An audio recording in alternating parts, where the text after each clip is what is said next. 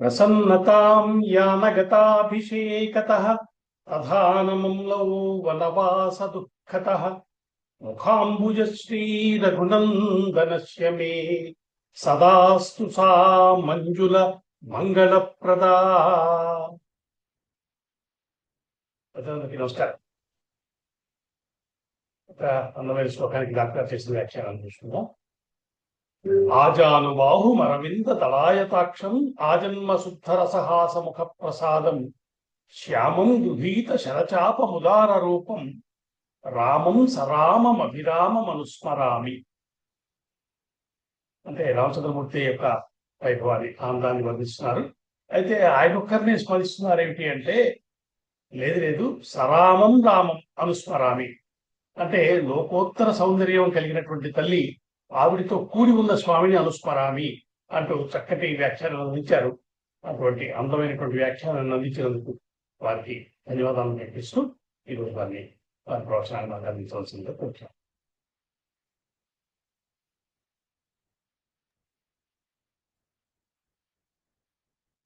ఓర్భిర్యుక్తా చతుర్భిః స్ఫటికమణిమయీం అక్షమాలాం దధానా హస్తేనైకేన పద్మం సితమపి చ సుఖం పుస్తకం చాపరేణ భాసా కుందేందు శంఖ స్ఫటికమణి సమానా సామే వాగ్దేవతేయం నివసతు వదనే సర్వదా సుప్రసన్నా. సామే వాగ్దేవతేయం నివసతు వదనే సర్వదా సుప్రసన్నా. కూజంతం రామ రామేతి మధురం మధురాక్షరం ఆరుహ్య కవితా శాఖాం వందే వాల్మీకి కోకిలం. అందరికీ నమస్కారం. ఈరోజు 2026 జూన్ 7వ తేదీ జూన్ 2026 ఆదివారం. మనం మళ్ళీ ఆనంద రామాయణంలో ఈ ఆనందాన్ని పంచుకోవడానికి ఒకసారి తెలుసుకుంటున్నాం. ఇది మనకి 7వ ముచ్చటింపు ఈ ఆనంద రామాయణం గురించి. సందర్భం కనుక చూసినట్లయితే కిందటిసారి సీతారాముల యొక్క కళ్యాణం గురించి మనం చెప్పుకున్నాం. వశిష్ఠ మహర్షి గణపతి పూజ ముందుగా చేశారు అనేటువంటి మాటను చెప్పి గ్రామాచార, కులాచార, వృద్ధాచార, దేశాచార, ప్రమదాచారాలన్నీ కూడా పాటించి ఆయన సీతారాముల యొక్క వివాహాన్ని జరిపించారు. సరే, బ్రహ్మాండమైనటువంటి ఏర్పాట్లన్నీ చేశారు జనక మహారాజు గారు. మంగళవాద్యాలు, మంగళ ఘోష మధ్య పాడిగ్రహణము జరిగింది. లాజహోమాలు అవన్నీ జరిగాయి. భోజనశాలలో అద్భుతమైనటువంటి విందు ఏర్పాట్లు కూడా జరిగాయి.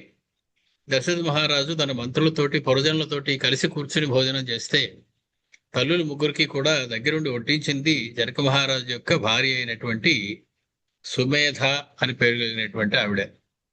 మనం చెప్పుకున్నాం, సునయన అనేటువంటి పేరు కొన్ని పురాణాల్లో ఉంది, కానీ సుమేధ అనేటువంటి పేరు ఇక్కడ మనకి వాల్మీకి మహర్షి చెప్తూ ఉన్నారు. జనక మహారాజు యొక్క భార్య, సీతమ్మను పెంచినటువంటి తల్లి. మొత్తానికి 3 వెళ్ళలేక జనక మహారాజు కోరిక మీద ఒక నెలాళ్ల పాటు అక్కడే మిథిలానగరంలోనే ఉండిపోయారు మగపెళ్లి వారందరూ. ఆ తర్వాత ఇంకా వెళ్ళక తప్పింది కాదు. ఒకళ్ళు వదిలి వెళ్ళలేక ఆ అమ్మాయిని తీసుకుని అక్కడి నుంచి బయలుదేరారు అయోధ్య నగరానికి. అంతటి విదేహ మహారాజుకి కూడా కళ్ళనీళ్ళు వచ్చాయి.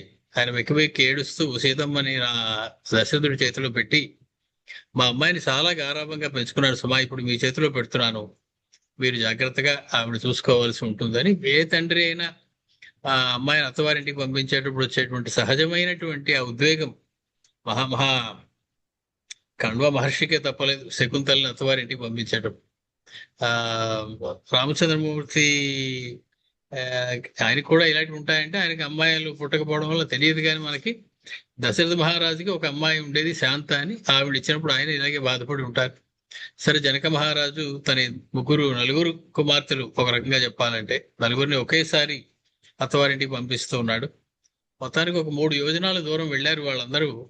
వెళ్ళేటప్పటికీ కొన్ని అపశకునాలు కల్పించగానే దశరథ మహారాజు కంగారు పడి కులగురు వశిష్ఠుడిని అడిగితే ఆయన అక్కడ ఉన్నటువంటి శకునములు అపశకునములు అన్నింటినీ చూసి, అవే ఇప్పుడు ఒక కొత్త భయం మనకి రాబోతున్నది, కానీ అది ఎలా వచ్చిందో అలాగే తొలగిపోతుంది అని కొన్ని శకునాలు చూపిస్తున్నాయి ఇక్కడ. ఎందుకంటే ప్రదక్షిణ ముఖంగా జంతువులు కొన్ని నీ చుట్టూ వెళుతున్నాయి కాబట్టి అది శుభసూచకమే, నువ్వు కంగారు పడద్దు అని చెప్పగానే ఆ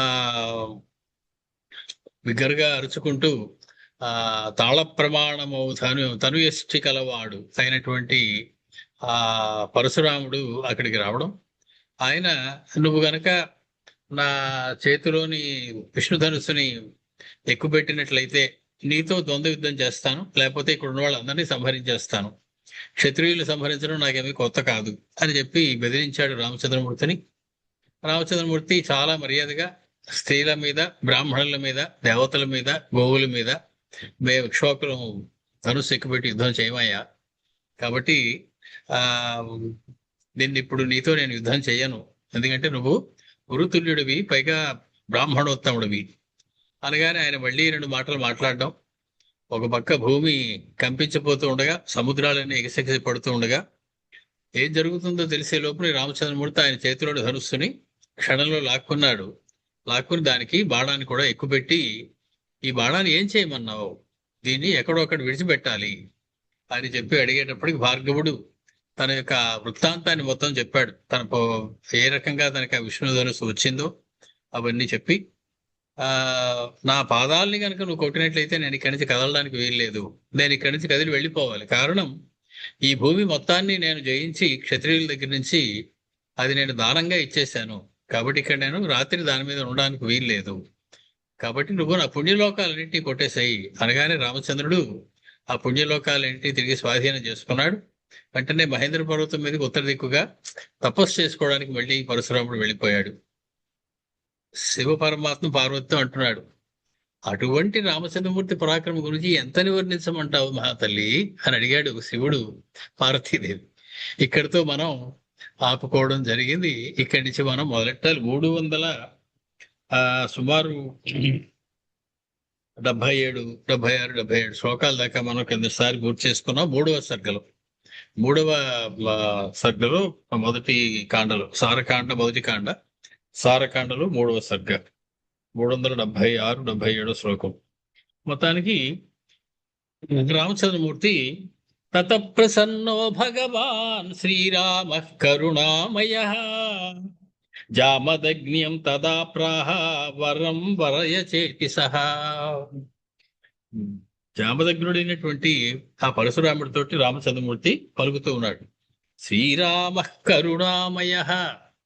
సంస్కృతంలో చదివేటప్పుడు శ్లోకాలు చిన్న చిన్న మెలకువలు గమనించుకుంటూ ఉండాలి. విసర్గ తర్వాత కా అనే అక్షరం కానీ పా అనే అక్షరం కానీ వచ్చినట్లయితే దాన్ని విడదీయడానికి వీల్లేదు. ఆ విసర్గకి దానికి తర్వాత పదానికి మధ్యలో ఖాళీ ఉండడానికి వీల్లేదు. కాకి పాకి శ్రీరామ కరుణామయ అనాలి, కానీ శ్రీరామ కరుణామయ విడివిడిగా చదవకూడదు. విసర్గ పక్కన కా గాని పా గాని ఉంటుంది. అది మనం గుర్తుపెట్టుకుంటే ఎప్పుడైనా మన శ్లోకాలు చదువుతున్నప్పుడు మనకి ఆ చిన్న కొంత సంస్కృతి జ్ఞానం ఉంది వీడు చదివేవాడికి అని తక్కిన వాళ్ళైనా కనీసం అనుకుంటారు. అది సరి అయినటువంటి పద్ధతి కూడా. మొత్తానికి తత ప్రసన్నో భగవాన్ శ్రీరామ కరుణామయ జామదగ్న్యం తదా ప్రాహ వరం వరయ చేతి సహా. నీకేదైనా వరం ఇద్దాం అనుకుంటున్నాను కోరుకొని ఎదురు అడిగాడు పరశురాముణ్ణి రామచంద్రమూర్తి. మూల రామాయణంలో పరశురాముడు రామచంద్రమూర్తిగా అడుగుతాడు, నేను నీకు నాతో ద్వంద్వ యుద్ధం చేసేటువంటి వరం ఇద్దాం అనుకుంటున్నానయ్యా నీకు అంటాడు. ఆయన నాతో ద్వంద్వ యుద్ధం చేసేటువంటి వరం నీకు ఇస్తాను నేను అని పరశురాముడు అడగడం మనం చూస్తాం. ఇక్కడ తన తేజస్సు అంతా కూడా రామచంద్రమూర్తి తేజస్సుతో ఎప్పుడైతే కలిసిపోయిందో ప్రసన్నో భగవాన్ శ్రీరామ, కరుణామయుడైనటువంటి ప్రసన్నుడైనటువంటి శ్రీరామచంద్రుడు జామదగ్ని అనేటువంటి పరశురాముడితో నీకేదైనా వరం కోరుకో ఇస్తానన్నాడు. తత ప్రీతేన మనసా భార్గవో రామమబ్రవీత్ ఇది మే అనుగ్రహో రామా తవాస్తి మధుసూదన. ఓ మధుసూదనుడా, జానామి త్వాం సురేశ్వరం అన్నాడు ముందే. నువ్వు సురేశ్వరుడు అయినటువంటి విష్ణుమూర్తి అని తెలిసిపోయిందయా నువ్వు ఆ ధనుసు చేతులు ఎప్పుడైతే పట్టుకున్నావో. ఎందుకంటే విష్ణువంశ లేనివాడు, విష్ణువు కానివాడు ఆ ధనుసుని పట్టుకోలేడు అని నాకు తెలుసు. నువ్వు దాన్ని పట్టుకుని ఎక్కువ పెట్టగలిగావు అంటే నువ్వే విష్ణువు అనేటువంటి మాట నాకు అర్థమైంది. జానామి త్వాం సురేశ్వరం. కాబట్టి అటువంటి నువ్వు ఓ విష్ణువా మధుసూదనుడా, నా మీద కనుక నీకు అనుగ్రహం ఏదైనా ఉండి కొంచెం వరం అది ఇవ్వదలుచుకుంటే నేను ఒక కోరిక కోరుతా, నా కోరిక తీర్చు. త్వద్భక్త సంగత్వాత్పాదే మమ భక్తి సదాస్తు వై. త్వద్భక్త సంగస్తు త్వత్పాదే మమ భక్తి సదాస్తు. కాబట్టి నీ యొక్క భక్తులతోటి సంఘం ఉండాలి, నీ పాదముల యందు నాకు పరిపూర్ణమైనటువంటి భక్తి ఉండాలి ఎప్పుడు అనేటువంటి వరం, అలా ఉండేలాంటి వరం నాకు ప్రసాదించిన ఆయన అని చెప్పి పరశురాముడు రామచంద్రమూర్తిని కోరాడు. తథేతి రాఘవేణోక్త పరిక్రమ్య ప్రణమ్యతం పూజిత తదనుజ్ఞాతో మహేంద్రాచలమన్వగాత్. ఆ రామచంద్రమూర్తి అట్లేగుగాక అని చెప్పి వరం ఇవ్వగానే ఆ రామచంద్రమూర్తికి ప్రదక్షిణ చేసి నమస్కరించి పరశురాముడు ఆయన యొక్క అనుజ్ఞతోటి మహేంద్రాచలం అన్వగాత్, మహేంద్ర పర్వతం దగ్గరికి వెళ్ళిపోయాడు తపస్సులు చేసుకోవడానికి. రావణేన జితా దేవాః సగర్వో రావణో మహాన్ సహస్రబాహునా బద్ధః సోర్జునో భార్గవేణ హి హతః క్షణేన సమరే సోధ్య శ్రీ భార్గవోపి చ. మొత్తానికి ఓ పార్వతీదేవి అని చెప్తున్నాడు శివపరమాత్మ. దేవతలందరినీ జయించి గర్వించినటువంటి ఆ రావణాసురుడు ఉన్నాడే, అతడు ఆ ఎవరి చేతిలో అయితే ఓటమి పొందాడో అతడు కార్తవీర్యార్జునుడి చేతిలో ఓటమి పొందాడు. అటువంటి కార్తవీర్యార్జునుడిని పరశురాముడు సంహరించాడు. అటువంటి పరశురాముడిని రామచంద్రమూర్తి జయించాడు. కాబట్టి ఇప్పుడు రావణుడికి రామచంద్రమూర్తికి ఎంతటి అంతరం ఉందో నువ్వు గమనించు. రామచంద్రమూర్తి చేతిలో పరాభవింపబడినటువంటి పరశురాముడి యొక్క చేతిలో ఓడిపోయినటువంటి కార్తవీర్యార్జునుడి చేతిలో రావణాసురుడు ఓడిపోయాడు. ఇంకా రాముడి దాకా ఆలోచించవలసింది ఏముంది రావణ యొక్క శక్తి గురించి. కాబట్టి అటువంటి ఓటమి పొందినవాడు అయ్యాడు సుమా రావణాసురుడు. జితస్తద్ధనుషా బాణమోచనాద్ రాఘవేణ హి ఏవం శ్రీరామచంద్రస్య పౌరుషం కిం వదామ్యహం. అటువంటి రామచంద్రమూర్తి యొక్క పౌరుషం గురించి ఏం చెప్పమంటావు, ఎంత వర్ణింపమంటావు అంటున్నారు శివ పరమాత్మ పార్వతీదేవితోటి. అథ రాజా దశరథ రామం మృతమివాగతం దృఢమాలింగ్య హర్షేణ నేత్రాభ్యాం జలముత్సృజన్. దశరథ మహారాజు చాలా ప్రమాదం నుండి బతికి వచ్చాడు రామచంద్రమూర్తి అని అనుకున్నారే. కృష్ణ పరమాత్మ ఏదో కాళిందిలోకి వెళ్ళి వచ్చినప్పుడు లేదా వృక్షములను భంజనం చేసినప్పుడు ఎంతో పెద్ద ప్రమాదం నుంచి ఆయన తప్పించుకున్నారని అందరూ ఆనందపడిపోతూ ఉండేవారు. అది ఆయనకి ప్రమాదమే కాదు అసలు. ఆయన ప్రమాదం, ఆయన వల్ల వేరే వారికి ప్రమాదం ఉంటుంది తప్ప ఆయన వల్ల వేరే వారి వల్ల ఆయనకి ఏం ప్రమాదం ఉండదు. ఇప్పుడు అలాగే రామచంద్రమూర్తి కూడా పెద్ద ప్రమాదం నుంచి తప్పించుకున్నారని ఆనందపడిపోతూ ఉన్నాడు. దశరథ మహారాజు గాఢాలింగనం చేసుకున్నాడు. కంటి నుండి హర్షేణ నేత్రాభ్యాం జలముత్సృజన్, చాలా ఆనంద బాష్పములు కారుతూ ఉన్నాయి దశరథ మహారాజుకి. తత ప్రీతేన మనసా స్వస్థ చిత్త పురీం వ్యయౌ. స్వస్థచిత్తుడై ప్రీతేన మనసా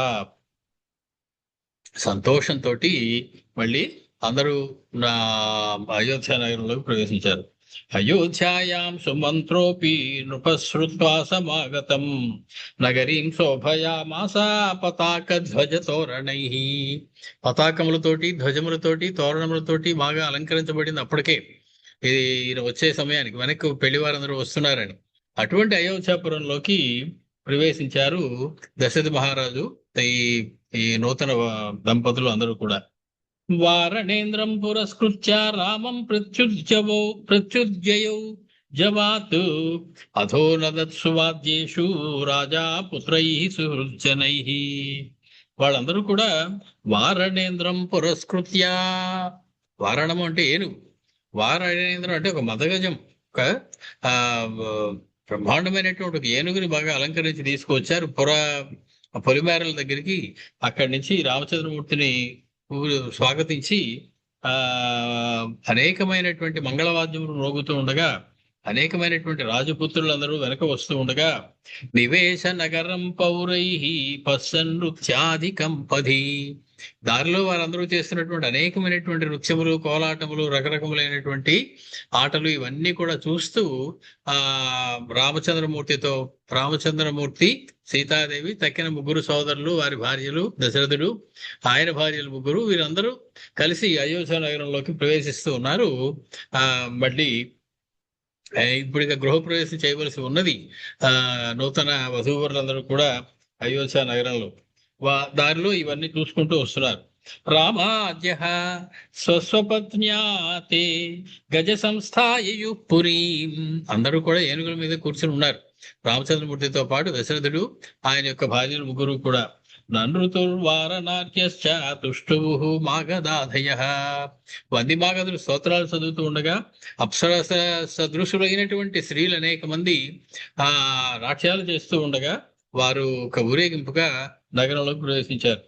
ఏవం రాజా గృహం గత్వా బాలకై స్వీయ సద్మని రమా పూజా కారయిత్వా దదౌ దానాన్యనేకశ. లక్ష్మీ పూజ చేయించారట ముందు రాగానే వారందరి చేత. మరి అది ఎంత విచిత్రమైనటువంటి వ్యవహారం. లక్ష్మీదేవి వచ్చింది సాక్షాత్తుగా వారింటికి.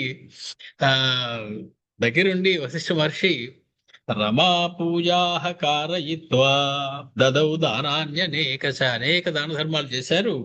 వారందరితోటి గృహంలోకి ప్రవేశించారు నూతన వధూవరులతో. తదా అలంకార వస్త్రాబ్జై సుహృద పార్థివాదయ రామాదీన్ పూజయామాసు తదా దశరథిం నృపం. మొత్తానికి స్నేహితులు, ఇతర రాజులు అందరూ కూడా రామచంద్రమూర్తికి అనేకమైనటువంటి కానుకలు సమర్పించారు, వస్త్రాలు సమర్పించారు. దశరథుడు కూడా నమస్కారాలు చేసి దశరథుడు కూడా కానుకలు సమర్పించి వెళుతూ ఉన్నారు.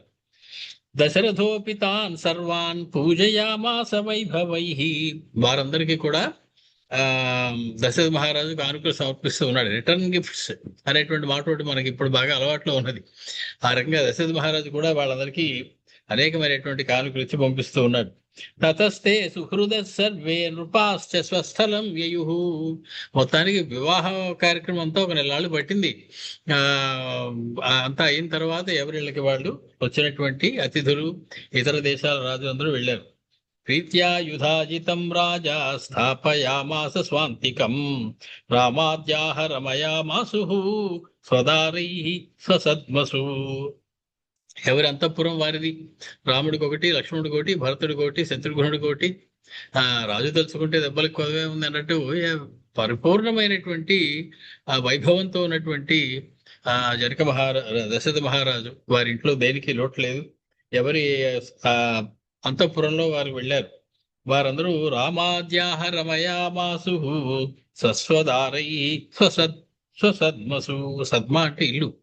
ఎవరిళ్లలో వాళ్ళు ఎవరి భార్యలతో వారు ఆనందంగా సంతోషంగా కాలం గడుపుతూ ఉన్నారు. పార్వత్యువాచ, అమ్మవారు ఒక్కసారి ఆగి ప్రశ్నిస్తూ ఉన్నది ఈ శివుణ్ణి.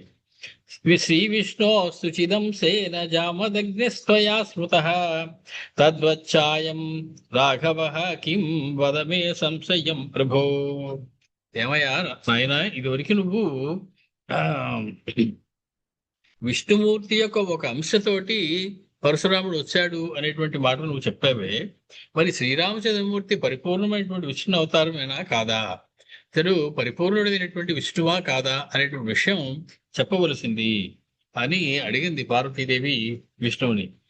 శ్రీ శివ ఉవాచ అష్టావింశేన విధృత అవతారాశ్చ విష్ణునా రామకృష్ణావతారౌ చ పూర్ణరూపేణ త్రౌధృతౌ. పరమాత్మ యొక్క అవతారములు అనేక రకములుగా ఉంటాయమ్మా. ముఖ్యంగా చెప్పవలసింది ఒక 28 అవతారాలు ముఖ్యంగా అష్టావింశేన విధృత అవతారాశ్చ విష్ణునా, ఒక 28 ముఖ్యమైనటువంటి అవతారాలను చెప్తారు.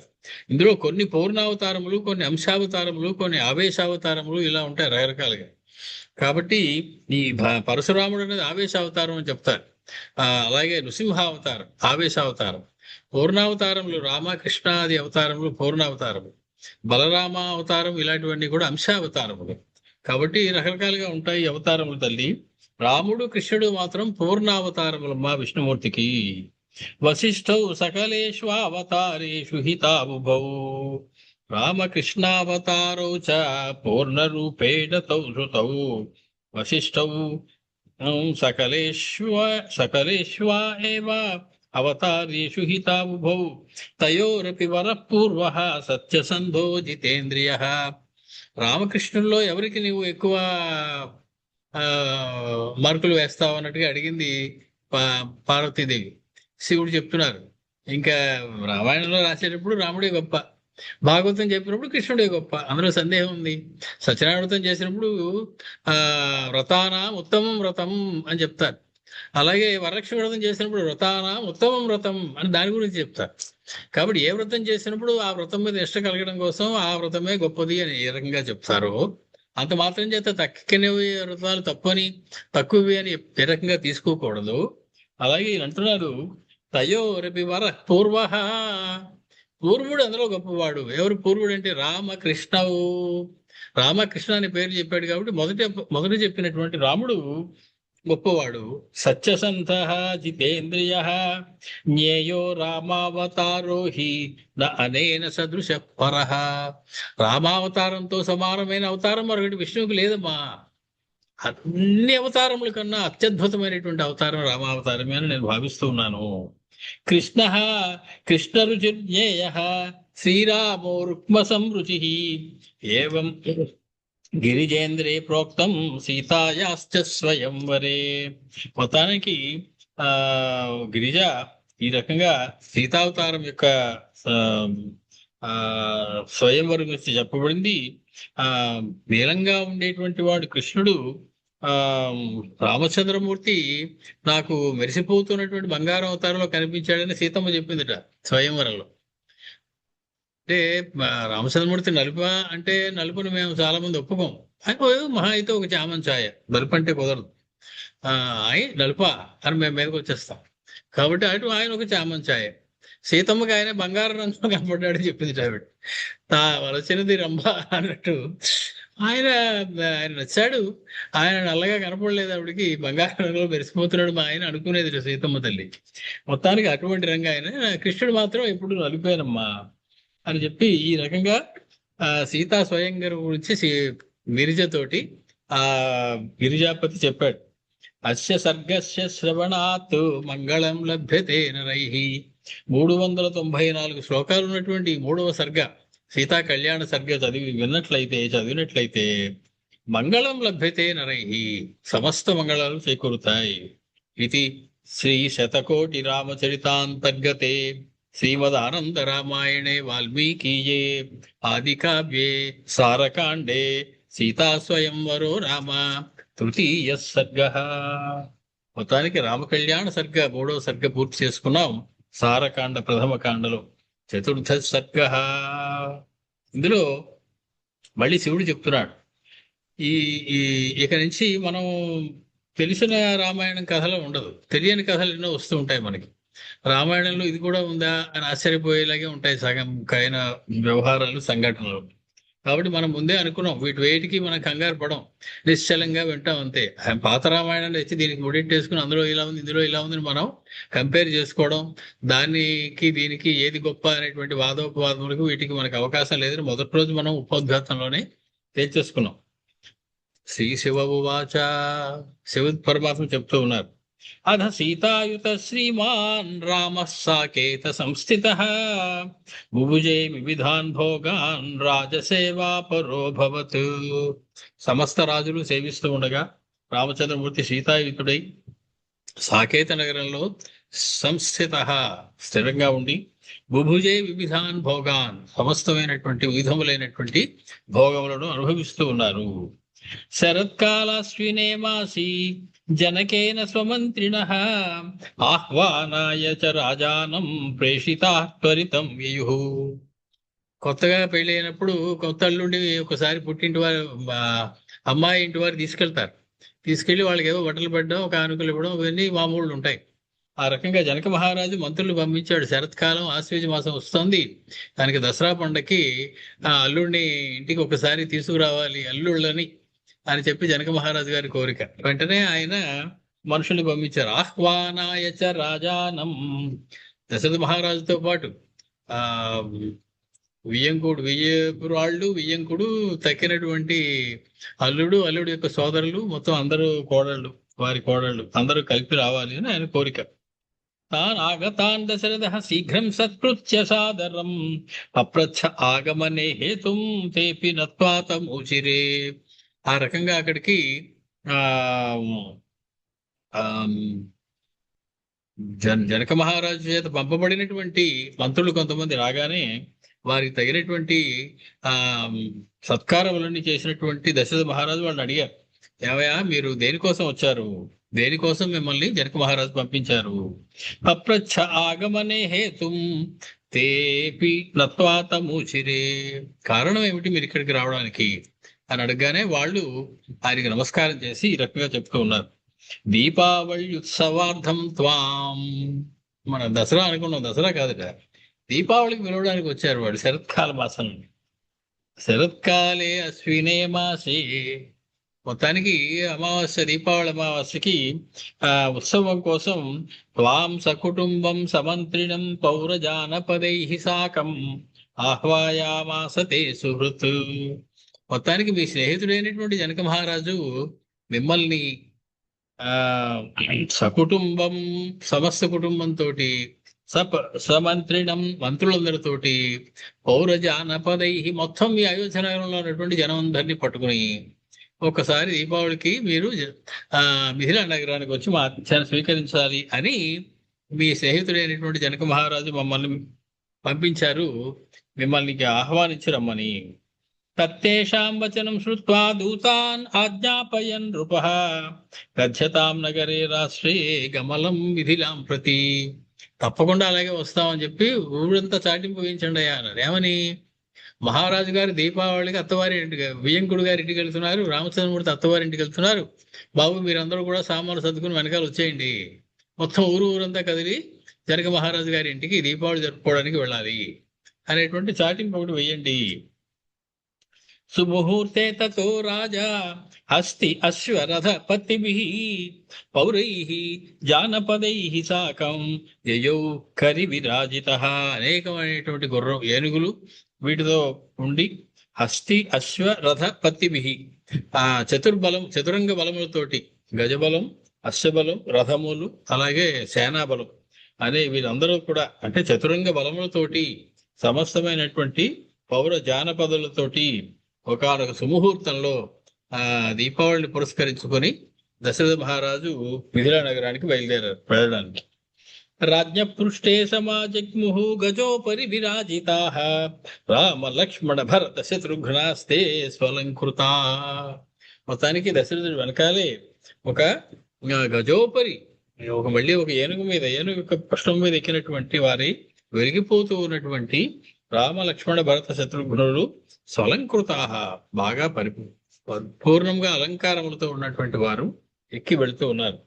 కౌసల్యాద్యాః రాజదారాః స్నుషాభిస్తా పృథక్ పృథక్ రత్నమాణిక్యముక్తాది శోభితా సువరాసు చ.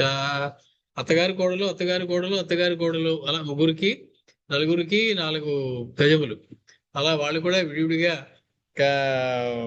రాజదారులందరూ కూడా స్నుషాభిస్తా వారి కోడళ్లతోటి పృథక్ విడివిడిగా రత్నమాణిక్యముక్తాది శోభితా సువరాసు చ అనేకమైనటువంటి రత్న మాణిక్యములతో కూడినటువంటి ఆభరణములు వెలిసిపోతూ ఉండగా వారు కూడా బయలుదేరారు. కరిణీషు సమాసీనాః వేష్టితా వేత్రపాణిభిః వారు కూడా ఏనుగుల మీద ఉన్నారు, పక్కన వేత్రపాణులై కాపలా కాసేటువంటి వారు వెళుతూ ఉన్నారు. రత్నమాణిక్యముక్తాది శోభితా సువరాసు చ కరిణీషు సమాసీనా వేష్టితాః వేస్త్రపాణిభిః ధార్తుకాభిః స్వదాసీభిః యయుః వస్త్రాదిభూషితాః. వారితోటి ధార్త అనేటువంటి మాటకి లేదా ధార్తుక అనేటువంటి మాటకి ఆయా అని అర్థం. ఒక రకంగా చెప్పాలంటే ఇంట్లో పనులు చేసేటువంటి పరివారు, వారు బాగా దగ్గరగా ఉంటారు.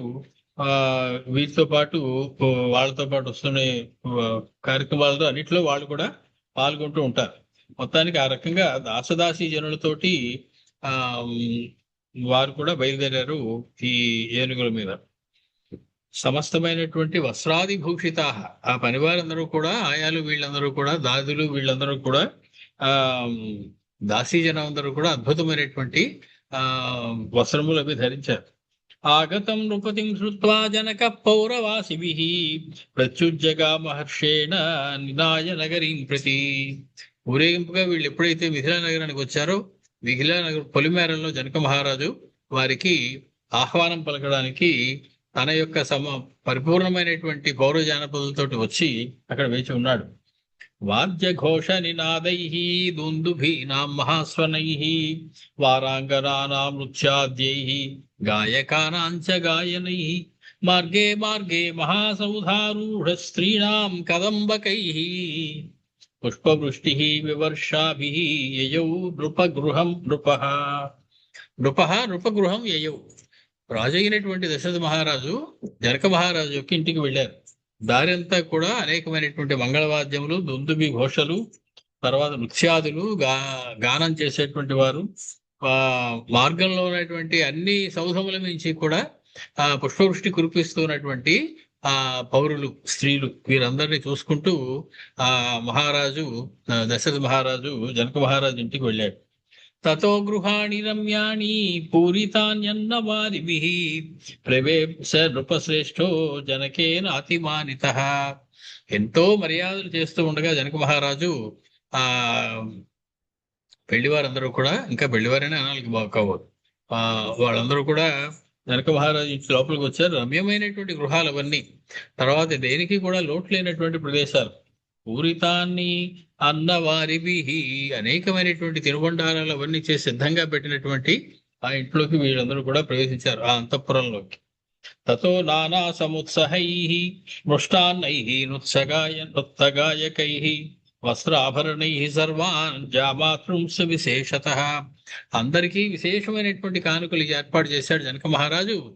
జామాతృంస విశేషతః, అల్లుళ్ళకి మరికొంత ఎక్కువగా, మరికొంత వైభవంగా కానుకలు అవన్నీ పెట్టాడు. మణిరత్నాది దీపైశ్చ ముహుర్ నీరాజనైరపి జనక పూజయామాస దీపావళ్యాం మహాదినే. ఆ దీపావళి సంరంభాన్ని అంతఃపురంలో చాలా వైభవంగా జరిపించాడు జనక మహారాజు. ఎక్కడ చూసినా దీపాలున్నాయి, హారతులున్నాయి, నీరాజనములు ఇస్తూ ఉన్నారు. ఆ రకంగా అద్భుతంగా వైభవంగా దీపావళి జరుపుకున్నారు. దీపోత్సవై మహాపుణ్యై బలిరాజ్యం ప్రవర్తతే ఆనంద సర్వలోకానాం మంగళాని గృహే గృహే. మొత్తానికి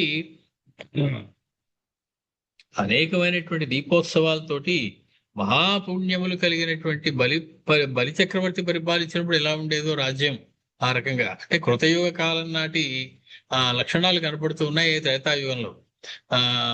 అంత అందంగా ఉన్నటువంటి ఆ ప్రదేశం, ఆ రాజ్యం అంతా ఆనంద డోలికల్లో తేలుతూ ఉన్నది. ఆనంద సర్వలోకాని మంగళాని గృహే గృహే. ప్రతి ఇంట్లోనూ కూడా ఒక సంభ్రమమే. మా ఇంట్లోనే వివాహం జరిగింది అన్నట్లుగా, మా ఇంటికే కొత్తలుడు వచ్చాడు అన్నట్టుగా ప్రతి వాళ్ళు కూడా ఆనందపడిపోతూ ఉన్నారు. అభ్యంగ ఉద్వర్తనాద్యైశ్చ వరపక్వాన్న భోజనై గోదాస దాసీదానైశ్చ హస్తి అశ్వరథపతిభిః. మొత్తానికి రుచికరమైన విందులు జరుగుతూ ఉన్నాయి. గోదాస దాసీ ప్రధాన చతురంగ సైన్యాలతోటి అందరూ కూడా సంతుష్టులుగా ఉన్నారు. నాకు ఇది అందలేదని కానీ అసంతృప్తితో ఉన్నవాడు కానీ ఎవరూ లేరు. అందరికీ పరిపూర్ణమైనటువంటి మర్యాదలు చేయబడుతూ ఉన్నాయి జనక మహారాజు గారి యొక్క అంతఃపురంలో వచ్చినటువంటి దశరథ మహారాజు వారి యొక్క బృందానికి. మొత్తానికి చకార తుష్టాన్ జామాతృన్ జనకో నృపతిం తథా నృపపత్ని స్వదుహితృ అయోధ్యాస్థాదికాన్ క్రమాత్. మొత్తానికి అయోధ్యావాసులందరూ కూడా సత్కరించబడ్డారు, ఆనందపరవశులు అయిపోయారు. జానకి మొదలైనటువంటి కుమార్తెలందరూ కూడా మళ్ళీ పుట్టింటికి వస్తే ఆనందం అంతకన్నా ఇంకా పెద్ద ఆనందం ఏమి ఉంటుంది అమ్మాయికి. అందులో మొదటిసారి వివాహం అయిన తర్వాత కొన్నాళ్ళ తర్వాత రావడం అనేది, చైత్రమాసంలో వివాహం అయి ఉండొచ్చు, చెప్పలేదు కానీ మహర్షి ఇందులో ఇప్పుడు ఆశ్వీజ మాసం చివరికి వచ్చారు. దీపావళి పండగ సమయానికి వచ్చారు. అంటే ఎన్నాళ్ళు సమయం గడిచిందో మనం ఊహించవచ్చు. కాబట్టి ఇన్నాళ్ళ తర్వాత మళ్ళీ పుట్టింటికి రావడం అనేది అమ్మాయికి ఎప్పుడు కూడా ఆనందకరమే. కాబట్టి జానకి మొదలైన వాళ్ళందరూ కూడా చాలా ఆనందంగా ఉన్నారు. తత ప్రస్థానమరోత్పురీం దశరథో నృపః తతో రాజా దశరథ సైన్యేన పరివేష్టితః. మొత్తానికి పండగ అంతా ముగిసిన తర్వాత దశరథ మహారాజు మళ్ళీ ఇంక నేను అయోధ్య నగరానికి వెళ్ళాలి అని ప్రయాణం అవుతూ ఉండగా సమస్త పరివారంతో కూడినటువంటి జనక మహారాజు ఆయన దగ్గరికి వచ్చారు. యయౌ శనై మార్గం సుహృన్మంత్రి పురస్సరః. మెల్లమెల్లగా ఆయన దశరథ మహారాజు దగ్గరకు వచ్చారు మంత్రులతో కలిసి జనక మహారాజు. ఏతస్మిన్నంతరే మార్గే సీతార్థం ధనుషా పురా భగ్నమానా నృపతయః పూర్వవైరం అనుస్మరన్ అసంఖ్యాతాః ససైన్యాస్తే రురుదుః నృపతిం పథి. ఎక్కడో ఏదో తేడా వస్తోంది అనిపించే లోపల ఇది వరకు సీతా స్వయంలో పరాభవానికి లోనైనటువంటి రాజులందరూ కూడా ఇప్పుడు సరైనటువంటి సమయము, విందులు నృత్య గానములతోటి వీళ్ళందరూ కూడా ఆ ప్రమత్తులై ఉన్నారు. కాబట్టి ఈ సమయంలో మనం వీళ్ళని సులువుగా గెలవచ్చు అని వారందరూ ఒక కూటమిగా ఏర్పడి దండెత్తి వచ్చారు మిథిలా నగరం మీదకి. ఇంకా వియ్యాల వారు కొత్తపల్లి వారు అందరూ అక్కడ ఉండగానే అసంఖ్యాతాః లెక్క పెట్టలేని ముందు వచ్చారు. ససైన్యాః సైన్యాలతో వచ్చారు. తాన్ దృష్ట్వా నృపతింశ్చాపి కిమేతదితి విహ్వలః మంత్రిభిః మంత్రయామాస జనకః స్వజనైరపి. ఆశ్చర్యపోయాడు జనక మహారాజు. ఈ సమయంలో ఇలాగ వీళ్ళు యుద్ధానికి వస్తారని ఆయన అనుకోలేదు. ఆయన వెంటనే మంత్రులందరినీ ఏర్పాటు చేసి సమావేశపరిచి కిం కర్తవ్యం, ఇప్పుడు ఏమిటి చేయాలి మనం? ఒక పక్క ఇంటి నిండా చుట్టాలు పక్కాలు ఉన్నారు. అంతా మంచి ఆనందోత్సవం జరుగుతూ ఉన్నటువంటి ఈ మన నగరంలో ఇప్పుడు ఇలాగ వీరందరూ యుద్ధానికి వచ్చారు. ఏతస్మిన్నంతరే రామః శ్రుత్వా చింతార్ణవే నిజం నిమగ్నం పితరం శీఘ్రం వ్యయౌ లక్ష్మణ సంయుతః. దశరథ మహారాజు కూడా కంగారు పడుతూ ఉన్నాడు. ఇదేమిటి వేళకాని వేళలో ఇప్పుడు యుద్ధం ఏమిటి, ఇది సందర్భం కాదు అనుకున్నటువంటి సమయంలో లక్ష్మణుడితో పాటు రామచంద్రమూర్తి సమీపించాడు జనక మహారాజు దగ్గరికి, దశరథ మహారాజు దగ్గరికి. నత్వా దశరథం రామః కించిన్ నమ్రః ఇదం జగౌ. తండ్రి గారికి పాదాభివందనం చేసినటువంటి రామచంద్రమూర్తి వినయంగా కొంచెం వంగి నమస్కరించి మాట్లాడుతూ ఉన్నాడు. తాత రాజన్న కర్తవ్య చింతా సతి మయి త్వయా. నాన్నగారు, మామగారు, నేను ఇక్కడ ఉండగా మీరు ఎందుకండి అనవసరమైనటువంటి చింతకు లోనవుతారు? నేను ఉన్నాను కదా, నేను చూసుకునేవాడిని, నేను ఉన్నాను కదా ఇక్కడ. నకర్తవ్యా చింత సతిమయి త్వయా. సతిమయి, నా అంతటి వాడు ఉన్నవాడే ఉండగా, నేను ఇక్కడ ఉన్నవాడనే ఉండగా. సతి సప్తమి ప్రయోగం అందమైనటువంటి ప్రయోగం ఇది. మయి సతి, నేను ఉన్నవాడనే ఉండగా, త్వయా చింత న కర్తవ్య, మీరెవరూ కూడా అనవసరమైనటువంటి చింతను పొందనవసరం లేదు. క్షణాదేవ వదిష్యామి, వీళ్ళందరినీ క్షణకాలంలో నేను వధించేస్తాను. పశ్యత్వం కౌతుకం మమ, నేను కూడా యుద్ధాలు చేసి చాలా కాలం అయింది. నా యొక్క ఉత్సాహాన్ని మీరు కూడా ఒకసారి చూదురు గాని. తతో రామ వచ శ్రుత్వా రాజా ఆలింగ్య రఘూత్తమం ప్రాహ షడ్వార్షికో బాలః త్వం కథం యుద్ధమిచ్చసి. వెంటనే దశరథ మహారాజు ఆయన్ని ఆలింగనం చేసుకున్నాడు. రామచంద్రమూర్తితో అంటూ ఉన్నాడు, నీకు ఇంకా 16 సంవత్సరాలు కూడా నిండలేదు, నువ్వు యుద్ధానికి వెళ్ళడానికి వీల్లేదని నేను మొన్నే కదా చెప్తాను విశ్వామిత్ర మహర్షి తోటి. వినకుండా యుద్ధానికి పట్టుకెళ్ళిపోయాడు అక్కడ భారీ సుబాహులతోటి. నిన్ను మళ్ళీ నువ్వు ఇంకో యుద్ధం అంటున్నావు, ఇంకా నీకు 16 పూర్తవలేదు. ఓ న షోడశ వర్షో మే రామో రాజీవలోచన. రాజీవలోచనుడైనటువంటి నా రామచంద్రమూర్తి ఓన షోడశ వర్ష, ఇంకా 16 సంవత్సరాలు కూడా నిండని వాడు, ఒకటి కొంచెం తక్కువగా ఉన్నటువంటి 16 వయసు గలవాడు. అరణ్యే సకుటుంబోహం వేష్టితో అస్మిన్ నృపాధమై.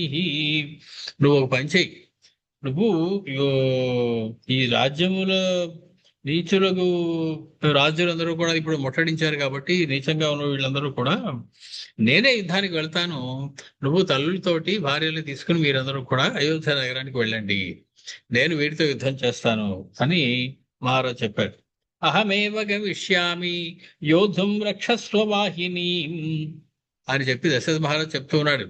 నేను చాలా యుద్ధాలు చేసిన వాడిని, నాకు కూడా నేను పెద్దవాడిని అయిపోయినప్పటికీ కూడా దేవదానవ సంగ్రామాల్లో నేను దేవతలకు సహాయం చేయడానికి దానవుల మీద ఎన్నోసార్లు యుద్ధానికి వెళ్ళాను, కాబట్టి నేనే వెళ్ళి వీరితో యుద్ధం చేస్తాను, ఈ మన సేనలంతటినీ కూడా నేను రక్షించగలను.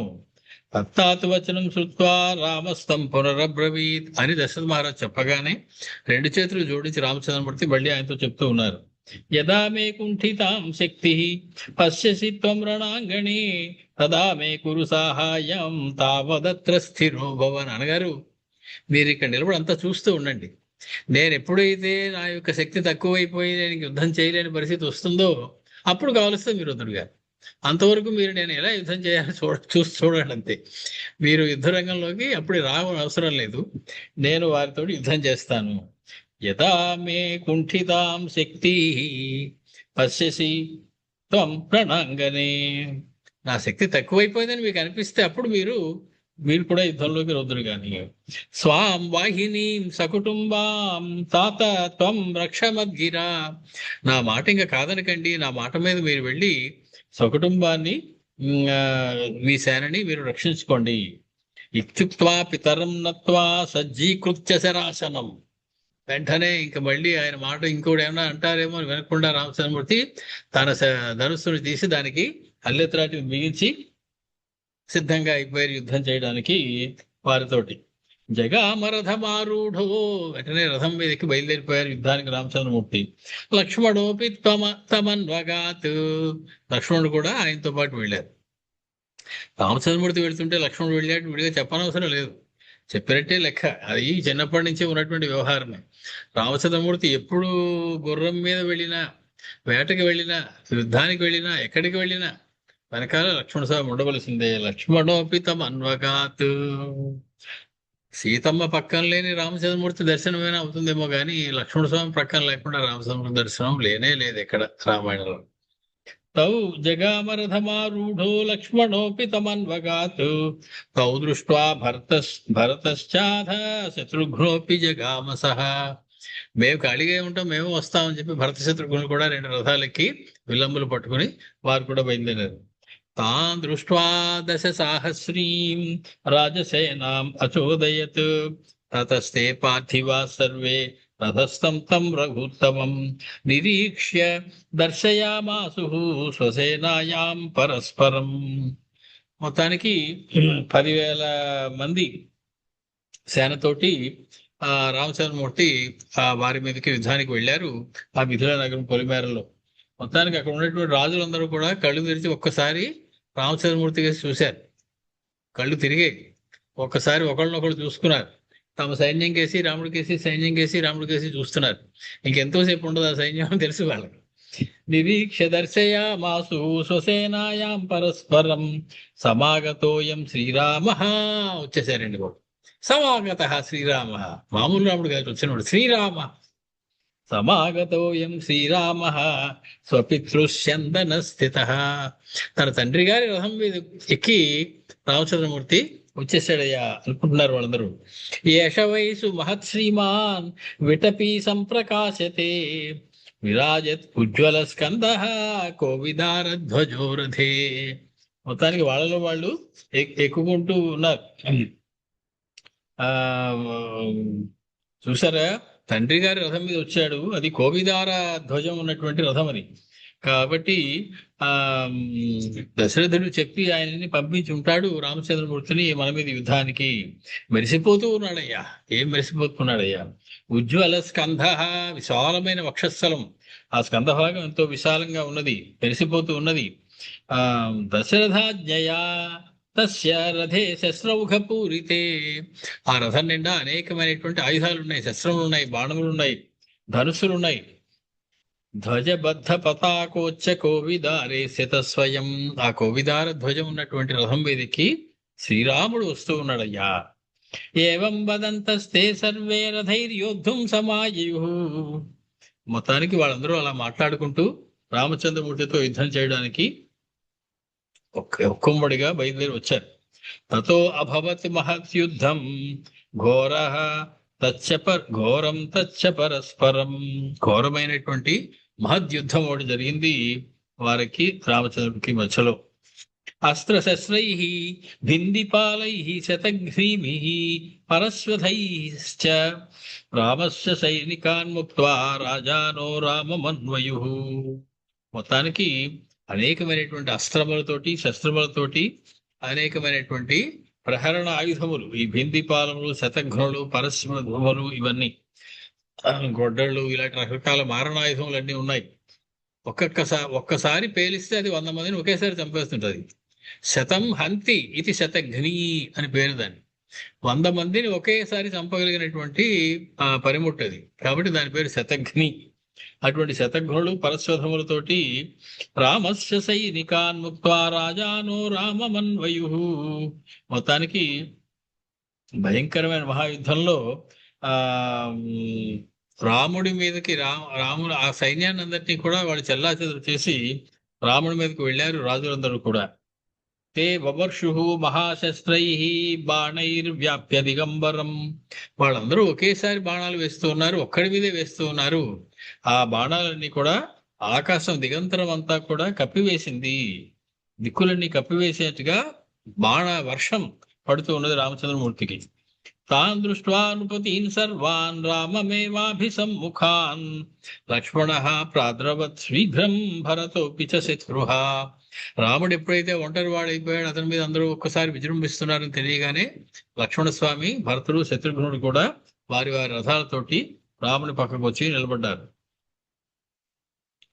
స్వామి తారకవద్ఘోరం ఆసీద్యుద్ధం సుదారుణం తతో నృపతయః సర్వే శస్త్రౌఘైః భరతం తథా తే విద్వామూర్ఛితం చక్రుః చందనాత్ పతితో భువి. మొత్తానికి ఆ రకంగా వారి మీద యుద్ధం జరుగుతున్నప్పుడు స్వామి తారకవద్ఘోరం, కుమారస్వామికి తారకాసురుడికి ఎంత యుద్ధం జరిగిందో అంత యుద్ధం జరిగింది. స్వామి తారకవత్ ఘోరం, స్వామి అంటే ఇక్కడ కుమారస్వామి.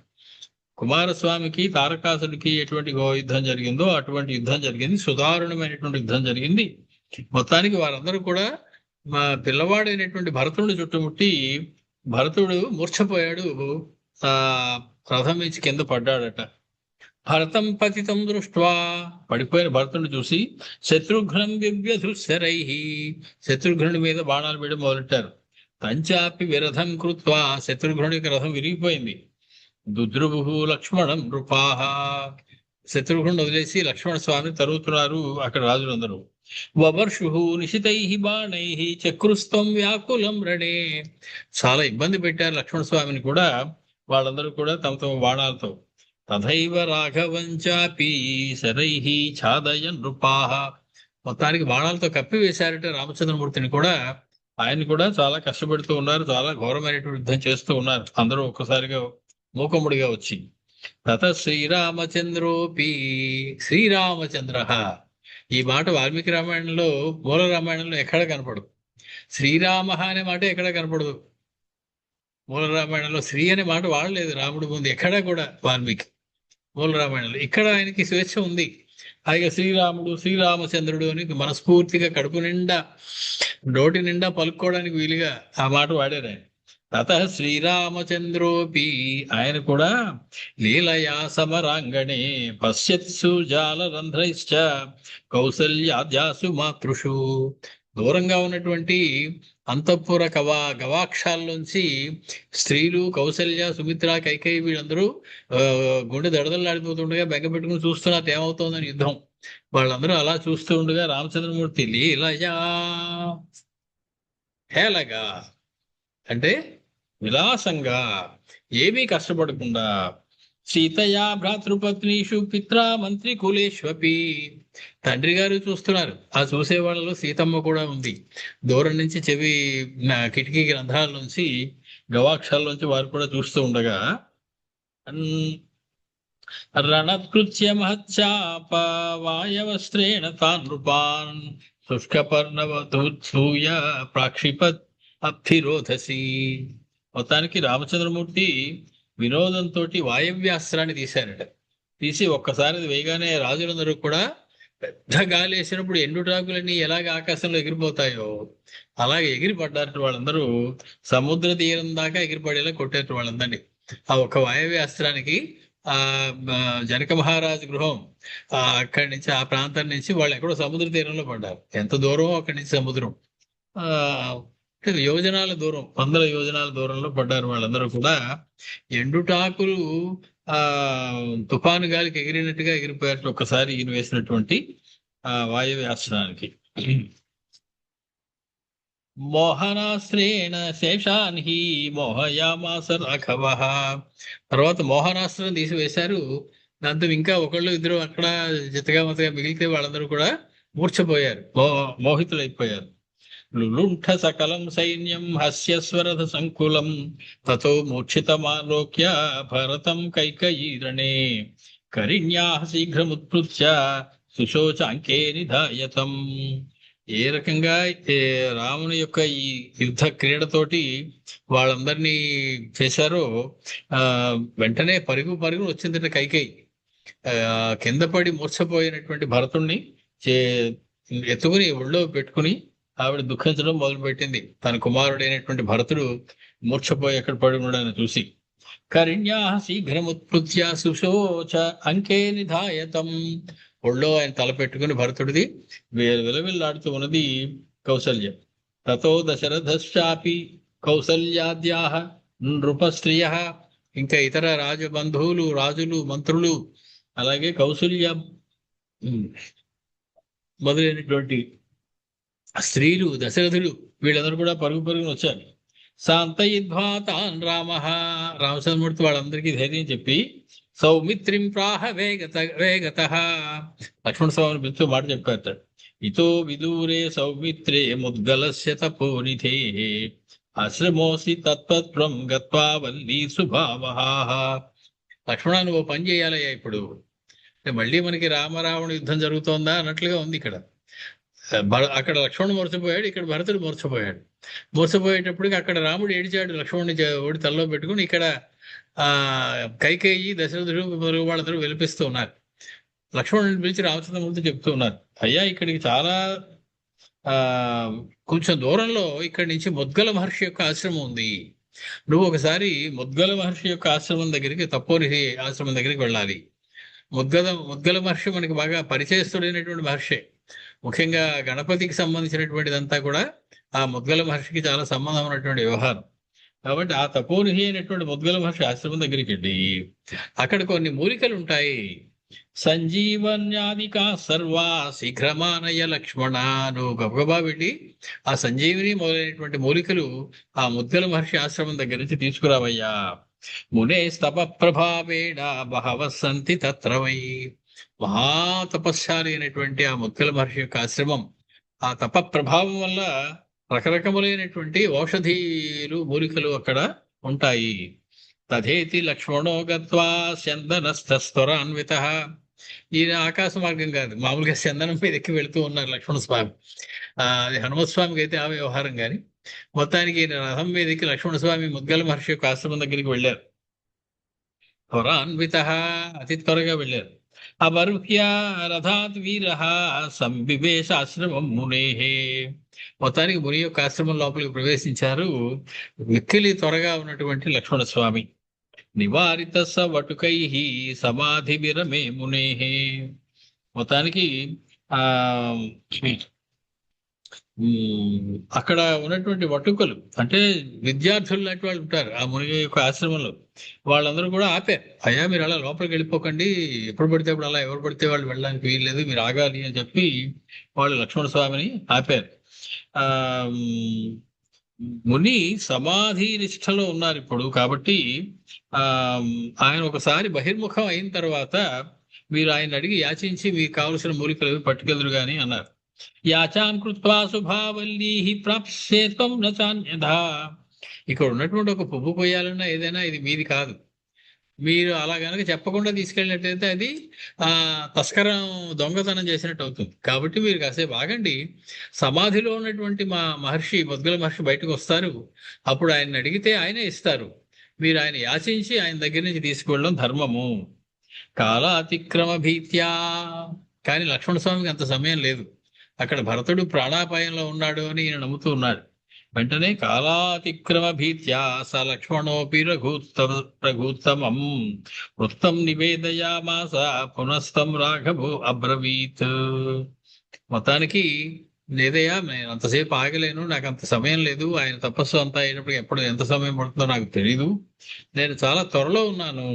అక్కడ భరతుడు అనేటువంటి నా సోదరుడు ఆ మూర్ఛలో ఉన్నాడు కాబట్టి నాకు వెంటనే ఈ మూలికలు కావలసి ఉన్నది అని చెప్పి నివారయిత్రావటుకాన్ వినాశస్త్రత్వరాన్విత. మొత్తానికి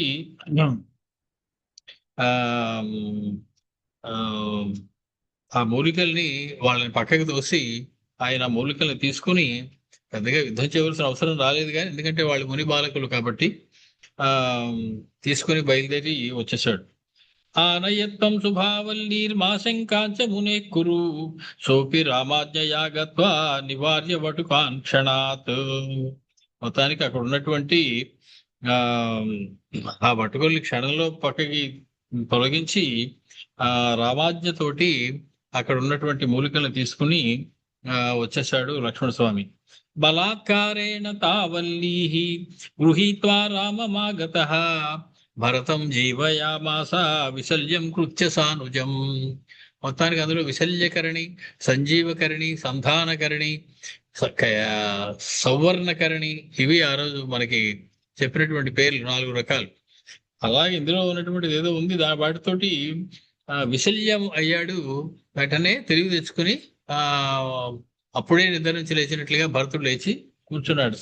తతస్సముత్థితం దృష్ట్వా కైకేయీ భరతం ముదా సంతోషం పరమం చక్రే కైకేయీ పితరం తదా.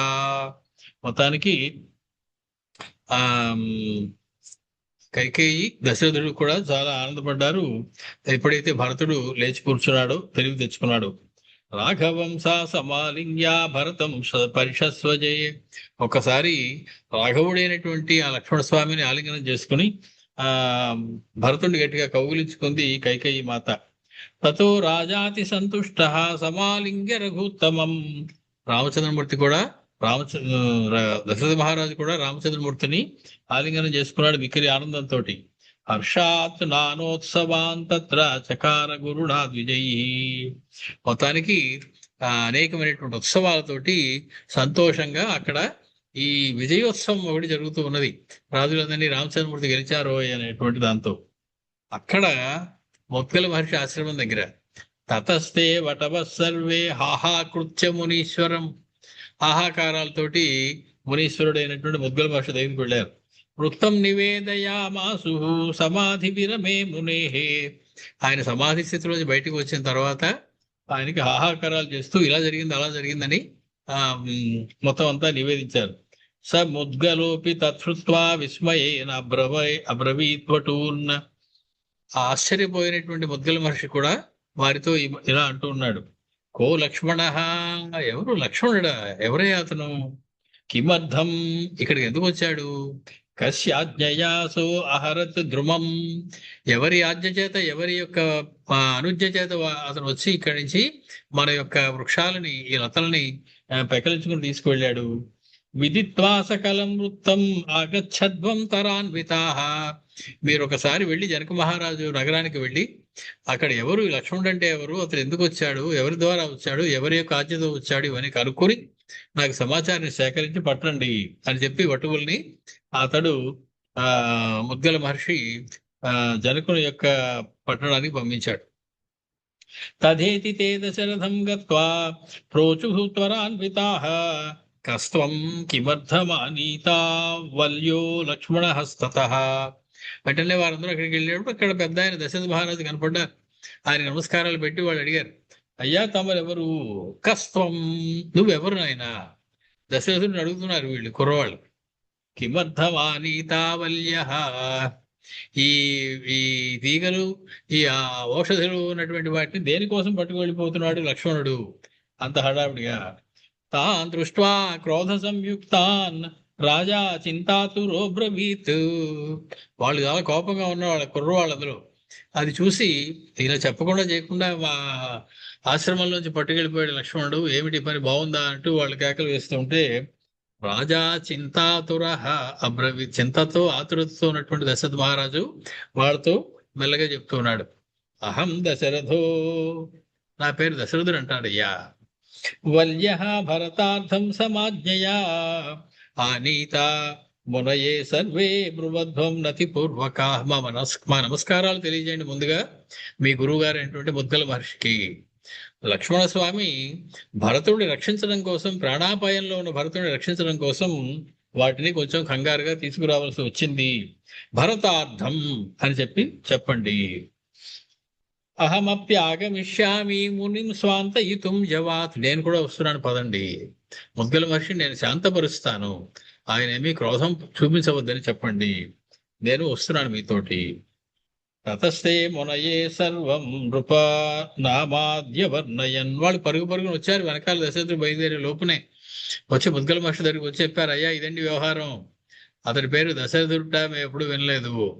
అతడు వచ్చాడు, వాళ్ళ అబ్బాయిట భరతుడుట మూర్చపోయేట, ఇంకో కుమారుట లక్ష్మణుట అని అన్ని విధంగా చెప్పారు. సుత్వా రామస్య ప్రధనం పితరం క్రోధం సంహృత్య వేగతః దర్శనార్థం మతి చక్రే తావదృష్టో నృపపురః. మొత్తానికి దశరథ మహారాజు కంగారు పడిపోతున్నాడు.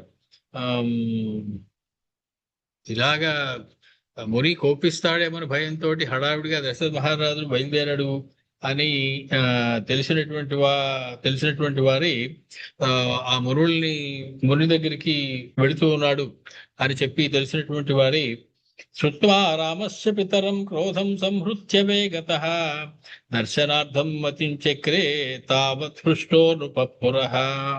మొత్తానికి ముని యొక్క కోపం వచ్చే లోపుని ముని దగ్గరికి వెళ్ళి నమస్కరించాలి అని దశరథుడు అతివేగంగా ముద్గల మహర్షి ఆశ్రమానికి బయలుదేరాడు. మధ్వా కరసంపుటం, రెండు చేతులు జోడించాడు. తం ప్రణమంతం నృపోత్తమం, నమస్కారాలు పెట్టాడు, సాక్షాత్ పాద నమస్కారం చేశాడు ముద్గల మహర్షికి దశరథ మహారాజు. ప్రార్థయంతం సముత్థాప్య పూజయామాస సాదరం. మునులకి కోపం రాదు సాధారణంగా, అందులో ఇంత వినయంగా వచ్చి నమస్కారం పెట్టి అంతటి మహారాజు వచ్చేటప్పటికి వాళ్ళకి అసలు కోపం రాదు. వెంటనే ముద్గల మహర్షి చాలా కోపాన్ని వదిలి వాళ్ళకి కావలసినటువంటి అర్ఘ్యపాద్యాదులు అవన్నీ రాజుగారికి చేయవలసినటువంటి గౌరవాలు ఏవైతే ఉన్నాయో పూజయామాస సాదరం, చాలా ఆదరంతో పూజించాడు దశరథ మహారాజుడు. రామాద్యాహ నృపపుత్రాశ్చ కౌసల్యాద్యా నృపస్త్రియః. వెనకాల రామచంద్రమూర్తి తక్కిన సోదరులు నలుగురు పెళ్లి కూతుళ్ళు, కౌసల్య, సుమిత్ర, కైకేయి, వీళ్ళందరూ కూడా ముద్గల మహర్షి ఆశ్రమానికి వచ్చారు. ప్రణమ్యాధ మునిం స్తుత్వా తస్తు ముద్గల భార్యయా. ఆ ముగ్గురు ఆడవాళ్ళు కూడా ముద్గల యొక్క భార్యతో పాటు పక్కన నిలబడి ఉన్నారు. సుమత్యా పూజిత సర్వా రాజధారా విశేషతః. ఆవిడ పేరు ముద్గల పత్ని సుమతి. ఆ సుమతి ఈ కౌసల్యాది స్త్రీలందరినీ కూడా బాగా గౌరవించింది, వాళ్ళకి సత్కారాలను చేసింది. తతో దశరథ ప్రాహ మునిం స్తుత్వా పునః. దశరథ మహారాజు ఆ ముద్గల మహర్షిని స్తోత్రం చేశారు. మీ అంతటి మహర్షి లేరు, మీ అంతటి మహర్షులు పూజలు అవి చేయబట్టే ధర్మం ఇలా ఉన్నది, ఇలాగే కొన్ని మాటలు చెప్పి ముని యొక్క ప్రీతిని సంపాదించడం కోసం స్తోత్రం చేశాడు దశరథ మహారాజు. ఉన్న మాటలే చెప్పాడని. మయా అపరాహితం, నేను పొరపాటు చేశాను, మీ పట్ల మేము తప్పుగా ప్రవర్తించాము. రాజ్యా క్షమ్యతాం తత్వయా మునే. లక్ష్మణస్వామి కొంచెం తొందరపడిన మాట వాస్తవం, మీరు క్షమించవలసింది. మునిహి దశరథం ప్రాహ ఉపకారో మహాన్ కృతః. కానీ మీరు ఈ రోజు చేసినటువంటి ఉపకారం ఇంత అని నేను చెప్పలేను. ఆ మూలికలు తీసుకురావడం వల్లనే నా కుమారుడు బతికాడు, కాబట్టి మీరు చాలా ఉపకారం నాకు చేశారు. నోచేత్ కథం దర్శనం మే ధ్యానస్థస్య సుతస్యతే. కానీ మీరు కనుక అలా చేసి ఉండకపోతే ఆ ఆ, భరతుడు బ్రతికేవాడా అని ఆయన అంటుంటే ఈయన అంటున్నాడు, కాదయ్యా, నువ్వే నాకు ఎక్కువ ఉపకారం చేశావు. ఆ మయా అపరాధితం అని ఆయన అన్నాడు. ఈయన అంటున్నాడు, ముని దశరథం ప్రాహ, ముని దశరథుడు ఇలా అంటున్నాడు, ఉపకారో మహాన్ కృత, నువ్వు నాకు ఉపకారం చేశావు, నేను నీకు ఎక్కడ ఉపకారం చేశాను? ఏమిటి నువ్వు చేసిన ఉపకారం? నో చేత్ కథం దర్శనం మే ధ్యానస్థస్య సుతస్యతే, నీ పెద్ద కుమారుడి దర్శనం నాకు ఎలా అవుతుందయ్యా లేకపోతే? నువ్వు ఉపకారం చెయ్యబట్టి ఈ మిషతోటి నీ పెద్ద కుమారుడు మా ఆశ్రమం దాకా వచ్చాడు.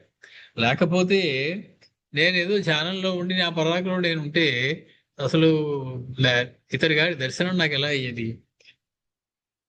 నో చేత్ కథం దర్శనం మే ధ్యానస్థస్య సుతస్యతే, శ్రీరామస్య ససీతస్య, సీతతో కూడినటువంటి శ్రీరాముడి దర్శనం నాకు ఎలా దొరుకుతుందయ్యా? అది నువ్వు నాకు చేసిన ఉపకారం కాదా? శ్రీరామస్య ససీతస్య ధ్రువేషస్య, మానవ వేషం వేసుకున్నటువంటి సీతతో కూడినటువంటి శ్రీరాముడి దర్శనం నాకు ఎక్కడ దొరుకుతుంది? విష్ణుమూర్తి దర్శనం దొరుకుతుందేమో కానీ మానవ వేషంలోని విష్ణుమూర్తి అస్తమానం దొరకడు. కాబట్టి శ్రీరామస్య సతీతస్య ధ్రువేషస్య హి మాయయా ఇతి తస్య వచ శ్రుత్వా దృష్ట్వా తుష్టం మునీశ్వరం. మొత్తానికి మాయతోటి కూడి మానవ వేషం ధరించినటువంటి సాక్షాత్ మాధవుడైనటువంటి నీ కుమారుడి దర్శనం సీతతో పాటుగా నాకు ఎక్కడ దొరుకుతుందయ్యా అని చెప్పగానే ఆ చాలా సంతృప్తిగా మాట్లాడాడు ముద్గల మహర్షి. ఉవాచ నృపతిర్నత్వా కించిత్ ప్రష్టు మనా మునిం జ్ఞాత్వా నృపస్య ముని హృద్గతం ప్రష్టు కాముఖం. మహర్షినికి ఒక మాట అడగాలి అని కొంచెం సందేహిస్తూ ఉన్నాడు దశరథ మహారాజు. ఒక సందేహం తీర్చుకోవాలి ముద్గల మహర్షి దగ్గర అని. కానీ ఆయనకి తెలిసిపోయింది ఈయనకి ఏదో సందేహం ఉంది, ఏదో అడగబోతున్నాడని. ఆయన అడిగేదాకా ఆగి అడిగిన తర్వాత చెప్తే ఆయన ముద్గల మహర్షి అవ్వడు. ఆయన మనసులో ఏముందో కూడా తెలిసిపోతూ ఉంటాయి వీళ్ళకి. ఏకాంతే తులసీ ఖండే నిత్వాతం రూపమేవ సహా, ఒకసారి నాతో ఇలా రావయ్యా అని పక్కకి తీసుకెళ్ళాడు దశరథ మహారాజుని ఆ మృకండ మహర్షి. ఏకాంత స్థలంలో తీసుకెళ్ళాడు. అక్కడ తులసి వనం, తులసి ఖండం ఉంది అక్కడ. ఆ తులసి మొక్కలవి బాగా పెరిగినటువంటి ప్రాంతంలోకి తీసుకెళ్ళాడు. పప్రచ్ఛ కింతే వాంఛాస్తి వదస్వకచ్చతే మయా, నువ్వేదో అడగాలనుకుంటున్నావు కానీ అడిగేసాయి. నువ్వు అడిగాక నీ సంగతి నేను నీకు సరి అయినటువంటి సమాధానం నేను చెప్తాను. నీ కోరిక ఏమిటి? నువ్వేం అడగదలుచుకున్నావు? వదస్వా, దాన్ని నువ్వు చెప్పవలసింది అని అడిగారు ముద్గల మహర్షి దశరథుడు. తమబ్రవీ దశరథ, ఆయనకి ఎప్పుడూ ఒకటే గొడవ, రాముడు రాముడు రాముడు రాముడు తప్ప ఇంకే గొడవ లేదు దశరథ మహారాజు.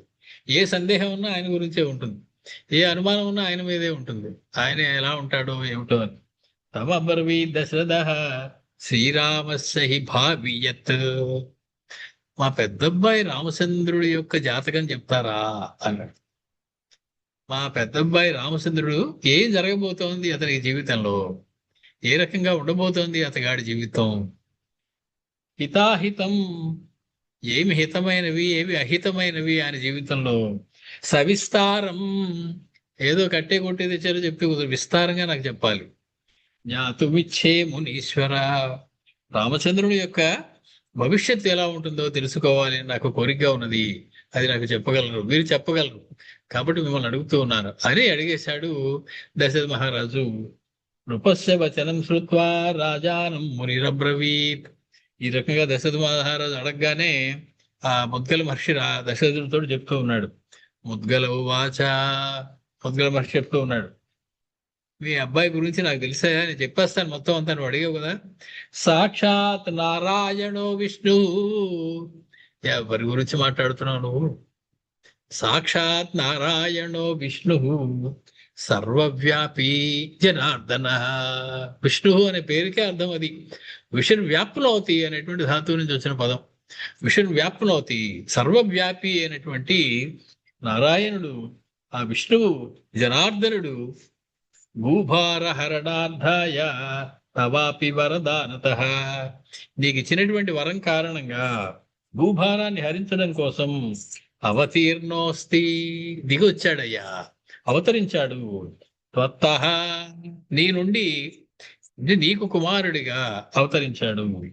తత్తో హి తవ పుణ్య మహోదయాత్, నువ్వు చేసినటువంటి పుణ్యాల పరీపాకం చేత సాక్షాత్ విష్ణువే భూభార హరణం చేయడం కోసం మానవ రూపంలో నీ యందు అవతరించాడు. వచ్చినవాడు సామాన్యుడు కాదు, విష్ణువు. సాక్షాత్ నారాయణో విష్ణువు సర్వవ్యాపీ జనార్దన. ఇంకా ఏం చేయడానికి వచ్చాడనుకుంటున్నావు? అధర్మస్య వినాశంచ వృద్ధిం ధర్మస్య సాదరం. అధర్మాన్ని నాశనం చేయడం కోసం, ధర్మాన్ని వృద్ధి పొందించడం కోసం, నిర్దాళనం హి దుష్టానాం సజ్జనానాం చ పాలనం. శిష్ట రక్షణ, దుష్ట శిక్షణ, అధర్మ శిక్షణ, ధర్మ రక్షణ, ఇవి చేయడం కోసం ఆయన వచ్చాడయ్యా. కరిష్యతి మహాన్ ఏషః తవ పుత్రో రఘుత్తమః. అది చెయ్యబోతూ ఉన్నాడయ్యా మీ వాడు. దాన్ని చేయడం కోసం వచ్చాడు, ఆ కార్యం చేస్తాడు మీ వాడు. ఎన్నాళ్ళు ఉంటాడు మా వాడు? 10 వర్ష సహస్రాణి 10 వర్ష శతాని చ. 11,000 సంవత్సరాలు ఈ భూమి మీద రాజ్యాన్ని పాలించబోతూ ఉన్నాడు మీ వాడు. కరిష్యతి మహద్రాజ్యం, 11,000 సంవత్సరాలు మహారాజ్యం పాలిస్తాడు. గతే త్వయి దివం నృపారు, వెళ్ళిపోయాక 11,000 సంవత్సరాలు మీ వాడే రాజ్యాన్ని పాలిస్తాడు. సప్తద్వీపపతిశ్చాయం భవిష్యతి నృపో మహాన్. సప్తద్వీపవతి అయినటువంటి సమస్త భూమిని కూడా ఈయనే పాలిస్తాడు సుమా. ద్వౌ తౌ భవిష్యతః పుత్రౌ, అతనికి 2 కుమారులు కలుగుతారు. చతస్రశ్చ స్నుషాస్తథా 24 పౌత్రాశ్చ పౌత్ర్యస్తు 12 మొత్తానికి అతనికి 2 కొడుకులు పుడతారు, 4 కోడళ్ళు ఉంటారు. అంటే ఒక్కళ్ళు 2 పెళ్లి చేసుకుంటారు. రామచంద్రమూర్తి యొక్క కుమారులు 2, 4 కోడళ్ళు ఉంటారు, 24 మంది మనవలు ఉంటారు, 12 మంది మనవరాళ్ళు ఉంటారు. లెక్కలేనంత మంది ముని మనవలు పుడతారయ్యా మీ వాడికి, నువ్వే కంగారు పడిపోయినాడే. రామచంద్రమూర్తి అప్పుడే పెళ్లి అయింది. ఇప్పటి నుంచి ఆయన ముని మనవల దాకా లెక్క చెప్పేస్తున్నాడు ఏమి జరగబోతోందో ఆయన జీవితంలో. కాబట్టి ద్వౌ తౌ భవిష్యతః పుత్రౌ చతస్రశ్చ స్నుషాస్తథా 24 పౌత్రాశ్చ పౌత్రేశ్చు 12 అసంఖ్యాతాః ప్రపౌత్రాద్యాః భవిష్యంతి సుతస్యతే. కియద్దినైరయం వృందా శాపం భోక్తుం హి దండకే. ఆయనకి మాత్రం ఒక చిన్న శాపం ఒకటి ఉందయ్యా. ఆ శాపాన్ని ఆయన అనుభవించవలసి ఒకటి ఉన్నది, కొంతకాలం పాటు, ఎక్కువ కాలంగా. ఎవరిచ్చారు ఆ శాపం? వృందా శాపం. వృందా అనేటువంటి ఆవిడిచ్చినటువంటి శాపం అవుతుంది. దానిని అనుభవించడం కోసం దండకే, దండకారణ్యానికి గమిష్యతి, వెళ్లాల్సి ఉంటుంది ఆయన. తతః పశ్చాత్ మహద్రాజ్యం కరిష్యతి. నువ్వు మరణించిన వెంటనే రాజ్యాన్ని చేయడు. ఒక 14 సంవత్సరాలు ఆయన దండకారణ్యానికి వెళతాడు. అది శాపం యొక్క ఫలితాన్ని అనుభవించడం కోసం. తత్తస్య వచనం శ్రుత్వా నృపప్రాహ మునిం పునః. వెంటనే కంగారు పడిపోయాడు దశరథ మహారాజు. ఆయన పాదాలకు నమస్కారం చేశాడు, చేతిలోంచి అలాగా కన్నీళ్లు కారిపోతూ ఉన్నాయి. 11,000 సంవత్సరాలు పరిపాలిస్తాడు. కొడుకులు, కోడళ్ళు, మనవలు, ముని మనవలు, ఇవన్నీ చెప్పినప్పుడు పెద్ద ఇది అవ్వలేదు, కంగారు ఏం లేదు. శాపం ఒకటి అనుభవిస్తాడు అనేటప్పుడు కంగారు పడు. నా రాముడు శాపమా? అడవుల్లో ఉంటాడా నా రాముడు దండకారణ్యంలో? కా బృందా, ఈ బృంద ఎవరయ్యా? కస్య భార్య, ఆవిడ ఎవరి భార్య? సా కథం శప్తో హరిస్తయా తత్సర్వం విస్తరేణైవ కథయస్వ మునీశ్వర. నాకు వివరంగా చెప్పాలి, ఈ బృంద ఎవరు, ఎవరి భార్య ఆవిడ, దేనికోసం మా వాడిని శపించింది? మా వాడిని అంటే విష్ణుమూర్తిని. దేనికోసం ఆ విష్ణువుని శపించింది ఆవిడ? ఆ శాపాన్ని అనుభవించడం కోసం మావాడు దండకావనానికి 14 ఏళ్ళు వెళ్ళడం ఏమిటి? ఇవన్నీ నాకు వివరంగా చెప్పు అని అడిగాడు. మహర్షి ఒక్కసారి కళ్ళు మూసుకున్నారు. ఆయనకి మొత్తం కనబడిపోతుంది ఏం జరిగిందో, ఏం జరుగుతుందో, ఏం జరగబోతోందో.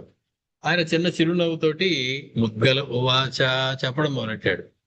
ఏమి చెప్పారు ఆయన? ఈ బృంద ఎవరు, ఎవరి భార్య, దేనికోసం ఆ విష్ణుమూర్తిని శపించవలసి వచ్చింది? ఇవన్నీ కూడా మనం మళ్ళీ బుధవారం నాడు కలుసుకున్నప్పుడు తెలుసుకుందాం. మనం ఆ 4వ సర్గలో సుమారు ఒక 81 శ్లోకాల దాకా మనం పూర్తి చేసుకున్నాం ఆనంద రామాయణంలో.